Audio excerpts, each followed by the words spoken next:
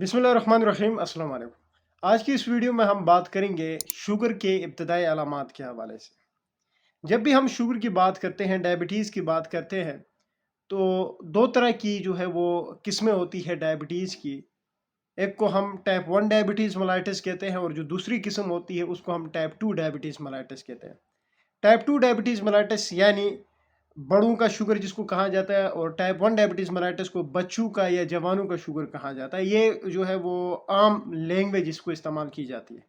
तो आज हमारा मेन मुद्दा ये है कि जो टाइप 2 डायबिटीज़ मेलाइटिस है, यानी जो बड़ों में जो शुगर होता है, उसके इब्तदाई अलामात क्या होते हैं। कि अगर किसी को शुगर हुआ हो तो शुरू शुरू में क्या अलामात होते हैं, तो उन अलामात के ऊपर नज़र रखनी है। अगर किसी को इस तरह के अलामात दिखे किसी में, तो वो अपने डॉक्टर से रिव्यू करे और जल्द से जल्द जो है वो शुगर को कंट्रोल करने की कोशिश करे। जब हम अर्ली सिम्टम्स की बात करते हैं, इब्तदाई अलामात की बात करते हैं शुगर की, तो सबसे पहली जो अलामत होती है वो है फ्रीक्वेंट यूरिनेशन, यानी बार बार पेशाब का आना, बार बार वाशरूम जाना। स्पेशली रात को जो है वो बहुत ज़्यादा जो है वो पेशाब आता है और बार बार आता है, जिसको हम फ्रीक्वेंट यूरिनेशन कहते हैं। अब ये समझना ज़रूरी है कि ये जो शुगर के मरीज़ होते हैं, उनको ये बार बार पेशाब की हाजत क्यों होती है।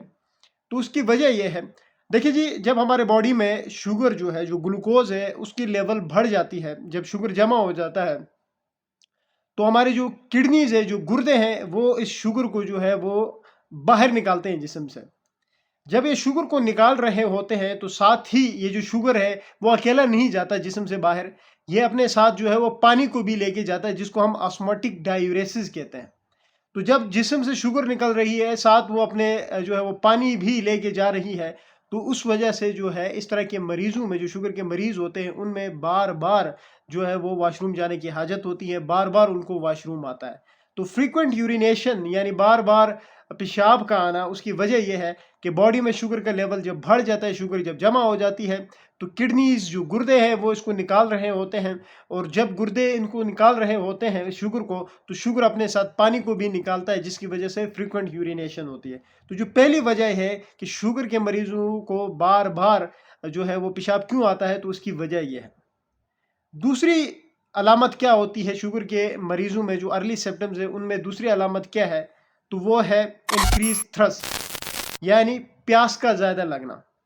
देखें, जब आपके बॉडी में ग्लूकोज का लेवल बढ़ गया, और मैंने पहले कहा कि फ्रीक्वेंट यूरिनेशन जब होती है तो उसकी वजह यह है कि ग्लूकोज की लेवल जब बढ़ जाता है, तो किडनीज ग्लूकोज को निकालती है, ग्लूकोज साथ अपने पानी लेके जाता है।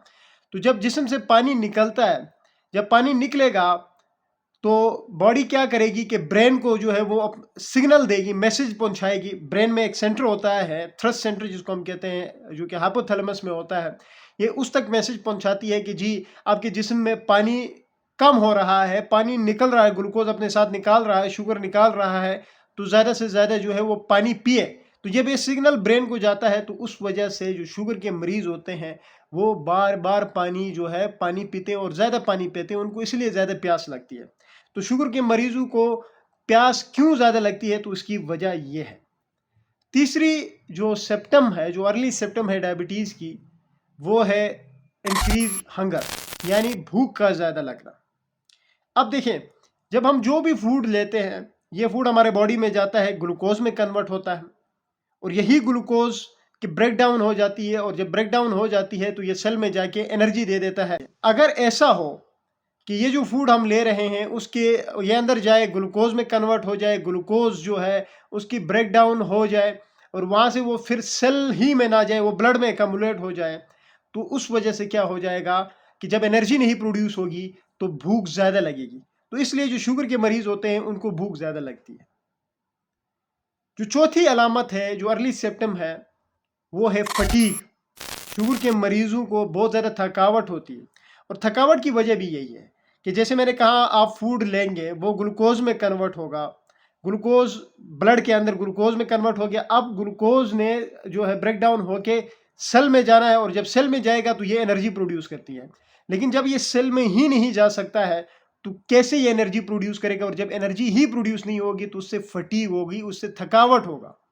तो ये जो थकावट जो होती है, जो कमज़ोरी, जो थकावट सी फील होती है शुगर के मरीज़ों को, उसकी वजह जो है वो ये है कि एनर्जी में, ये जो ग्लूकोज है वो एनर्जी में कन्वर्ट नहीं हो पा रहा। उसके बाद अगर हम अर्ली सिम्टम मजीद आगे बढ़ते हैं और क्या अलामात हो सकते हैं शुगर के मरीजों में, तो वो है विजन का डिक्रीज होना या ब्लड विजन जिसको हम कहते हैं, ब्लर विजन। अब इसमें क्या होता है, इसमें यह है, देखिए जब मैंने कहा कि बॉडी में ग्लूकोज जब जमा हो जाता है ब्लड में, तो अगर ब्लड वेसल्स बड़ी है तो उसमें तो इतना इफेक्ट नहीं करेगा, कोई फर्क नहीं पड़ेगा। लेकिन अगर छोटी छोटी ब्लड वेसल्स है, जैसे कि जो आंखों को जो सप्लाई कर रही होती है ब्लड वेसल्स जो है वो छोटी होती है, लेकिन उसमें जब ये ग्लूकोज एक हद से ज़्यादा हो जाएगा तो ये उस विसल को तंग करेगा। तंग करने से मुराद ये है कि उसको नैरो डाउन करेगा, और जिसकी वजह से हमारी विजन डिस्टर्ब हो जाती है। तो जो शुगर के मरीज होते हैं, अगर उनको नज़र कम आ रहा है या नज़र नहीं आ रहा, विजन में कोई मसला है, तो उसकी वजह यह है कि ग्लूकोज ब्लड वेसल्स में लिमिट से ज़्यादा हुआ है और उसने उस वेसल्स को नैरो किया है, तंग किया है, जिसकी वजह से विजन सही नहीं है। तो शुगर के मरीजों में एक अर्ली सिम्टम्स में से ये भी अलामत है।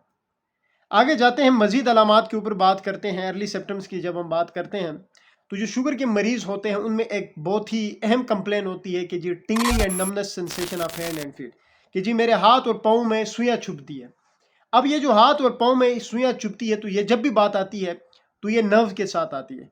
जब बॉडी में ग्लूकोज के लेवल बढ़ जाता है तो ये नसेस को डैमेज कर देता है, यानी नर्व्स को भी डैमेज कर देता है, जिसकी वजह से, जिसको हम प्रिफरल न्यूरोपैथी कहते हैं, और जिसकी वजह से जो है वो शुगर के मरीजों के हाथ पाँव जो है वो सुन्न हो जाते हैं, सुइयाँ चुभती है। मजीद इंपॉर्टेंट चीज़ें हैं, वो है डिलेड वूंड हीलिंग, कि जो शुगर के मरीज होते हैं जब उनको एक बार कट लग जाता है कहीं पे भी, तो वो इजीली जल्दी हील नहीं करता। उसकी वजह क्या होती है, देखिए मैंने पहले भी कहा कि सारा रोला ये है कि ग्लूकोज का लेवल अंदर ज़्यादा हो गया है, बढ़ गया है बॉडी में। अब जब कोई जगह कटेगी तो वहाँ पे बहुत ज़्यादा ग्लूकोज है, वहाँ पे बैक्टीरिया चली जाएंगे, और बैक्टीरिया जो है वो they are love to glucose. तो बैक्टीरिया वहाँ पे जाएंगे, ऑलरेडी उनको ग्लूकोज मिल रहा है, तो वहाँ से वो आसानी से नहीं निकलती है, जिसकी वजह से जहाँ पे कट लगता है शुगर के मरीजों को, वहाँ पे बहुत ज़्यादा टाइम लगता है उसको रिपेयर होने में। इसी तरह फंगल इन्फेक्शन, जो शुगर के मरीज होते हैं उनको भी जो फंगल इन्फेक्शन है वो बहुत ज़्यादा कॉमन होता है। उसकी भी वजह यह है कि जो फंगस होता है, जो यीस्ट होता है, ये भी ग्लूकोज को बहुत ज़्यादा पसंद करता है। तो एक बार उनको ग्लूकोज मिल जाए तो ये आसानी से ख़त्म नहीं होते हैं। इसलिए शुगर के मरीजों को जब कभी भी फंगल इन्फेक्शन लगता है, स्पेशली अगर हम बात करते हैं तो जो उंगलियों के बीच में फंगल इन्फेक्शन होता है वो होने लग जाता है, इस तरह रिंग वर्म डेवलप होता है, वो आसानी से ख़त्म नहीं होता, बार बार उनको हो रहा होता है। और उसकी वजह यह है कि ये जो फंगस होता है ये भी ग्लूकोज को पसंद कर रहा होता है। तो ये कुछ एक अर्ली सिम्टम्स हैं कि अगर किसी को भी शुगर टाइप 2 डायबिटीज़ मेलाइटस हो रहा हो तो ये कुछ अलामात हो सकते हैं, जैसे कि पेशाब का बार बार आना, प्यास का ज़्यादा लगना, भूख का ज़्यादा लगना, थकावट का महसूस होना, हाथ और पाँव में सुइयाँ चुभना, विजन में मसला होना यानी नज़र कम होना या ख़त्म हो जाना। इसी तरह एक बार किसी को कट लग जाए तो वो आसानी से हील ना होना। इसी तरह फंगल इन्फेक्शन का बार बार होना। ये कुछ एक अहम अलामात है जिनको हम अर्ली सिम्टम्स या इब्तदाई अलामात कहते हैं शुगर के। अगर किसी को भी इस तरह के अलामात दिखे तो प्लीज़ मेरी रिक्वेस्ट है आप अपने डॉक्टर से लाजमी रिव्यू करें। वो आपके जो रूटीन इन्वेस्टिगेशंस होते हैं, जो टेस्ट होते हैं शुगर को चेक करने की, वो टेस्ट करेंगे, वो देखने की कोशिश करेंगे आया कि आपको शुगर हुआ है या नहीं। उम्मीद है ये वीडियो आप लोगों को अच्छी लगेगी। Thank you.